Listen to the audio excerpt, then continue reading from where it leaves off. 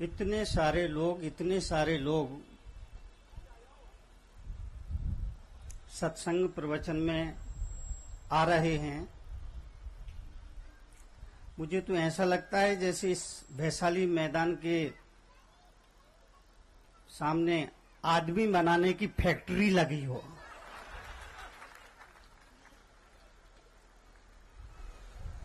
और वाजपेयी जी ये लाए गए लोग नहीं हैं।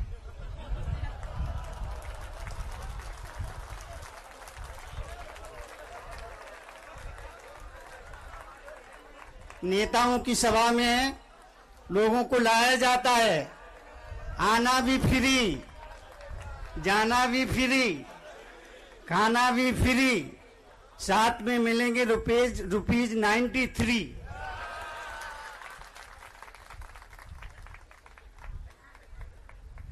रात सपने में बापू आए, बोले तरुण सागर क्या हो रहा है।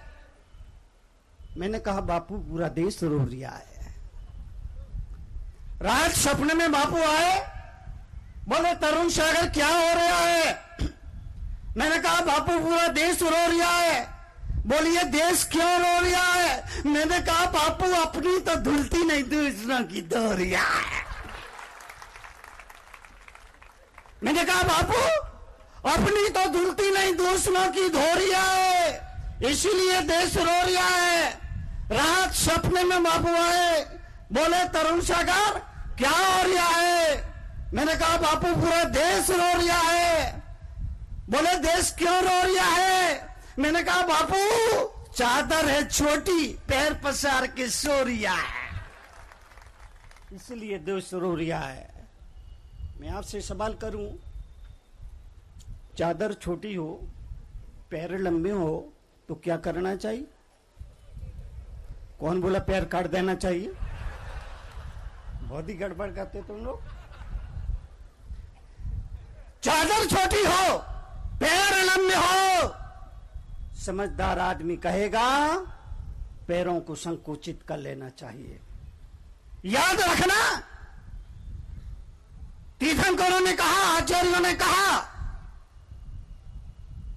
पुण्य की चादर बहुत छोटी है,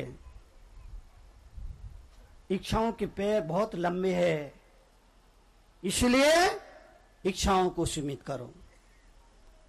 पुण्य की चादर छोटी है।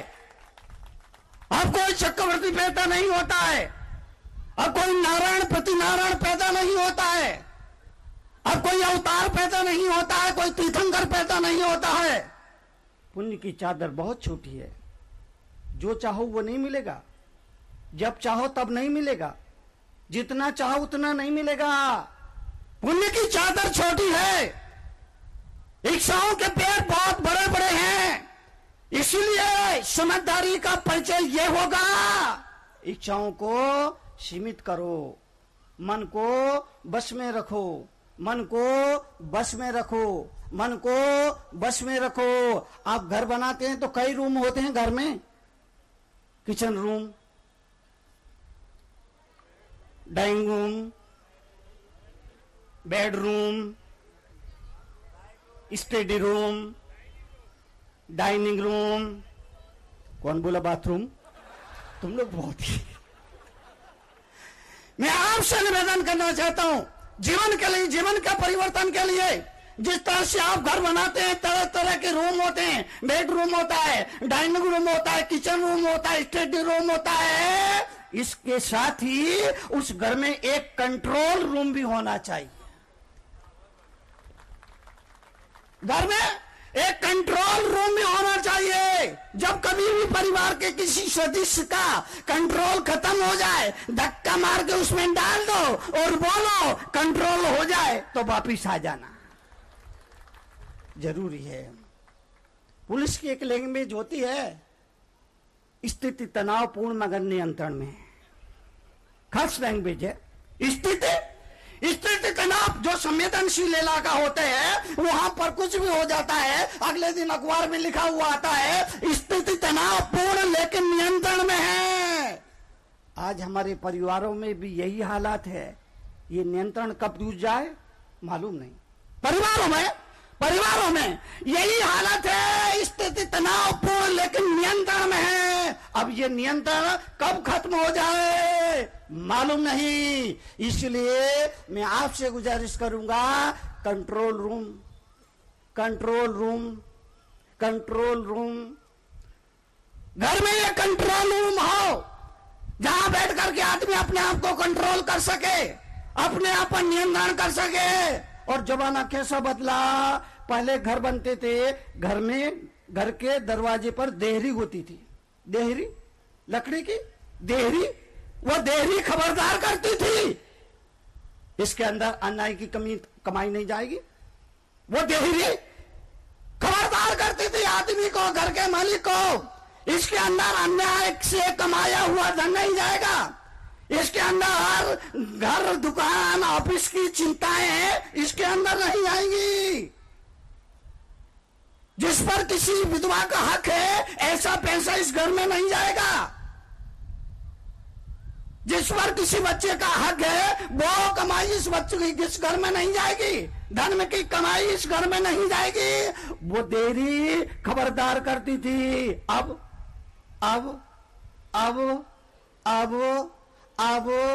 देरी ही नहीं है तो जूते जूते जूते कहां तक पहुंच गए, कहां तक पहुंच गए। पहले तो देहरी उतारना पड़ता था, वो देहरी खबरदार करती थी जूते इसके अंदर नहीं जाएंगे, जूते इसके चप्पल अंदर नहीं जाएगी। अब जूते चप्पल किचन किचन किचन, हमारी रसोई घर किचन हो गई। रसोई और किचन में फर्क है। रसोई, पहले रसोई बोला जाता था, उसको रसोई घर कहा जाता था, अब वो किचन हो गया कि रसोई और किचन में फर्क है। जहां रस बस वो रसोई और जहां किच किच हो किचन, जहां रस बस वो रसोई और जहां किच किच हो। कितनी किच किच होती है घर में, अरे रे रे रे रे रे, कितनी किच किच है। स्थिति तनावपूर्ण लेकिन नियंत्रण। एक छत के नीचे रहते हैं, चार भाइयों का एक पता है लेकिन एक दूसरे के बारे में उन्हें कुछ नहीं पता।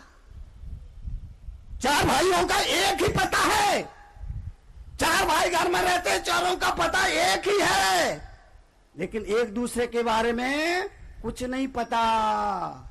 स्थिति तनावपूर्ण मगर नियंत्रण में। किचन जहां किच किच हो, रसोई जहां रस बसे। चौका, चौका बोलते थे, कल तक चौका बोलते थे।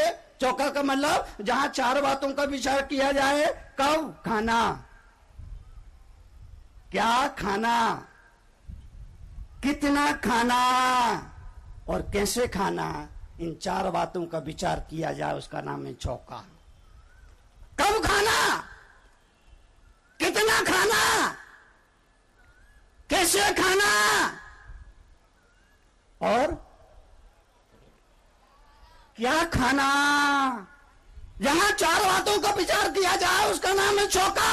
कब खाना, जैनियों को निर्देश देते हुए भगवान महावीर ने कहा, दिन का बना रात में नहीं खाना, रात का बना दिन में नहीं खाना, रात का बना रात में नहीं खाना, दिन का बना दिन में नहीं खाना। फिर कब खाना। महावीर ने कहा, रात का बना दिन में नहीं खाना, दिन का बना रात में नहीं खाना, रात का बना रात में नहीं खाना, केवल दिन का बना दिन में ही खाना। कब कब कब खाना। चार बातों के लिए जनियों को निर्देश दिया गया। जब समाज के बीच में, समुदाय के बीच में बैठा हुआ आदमी कहता है भाई साहब मैं रात में नहीं खाता, तो सामने वाला व्यक्ति कहता है अच्छा इसका मतलब आप जैन हैं। जैनियों को ये परिचय सैकड़ों वर्षों के गुजर जाने के बाद मिली है, ये भी नहीं मिल गई फोकट में।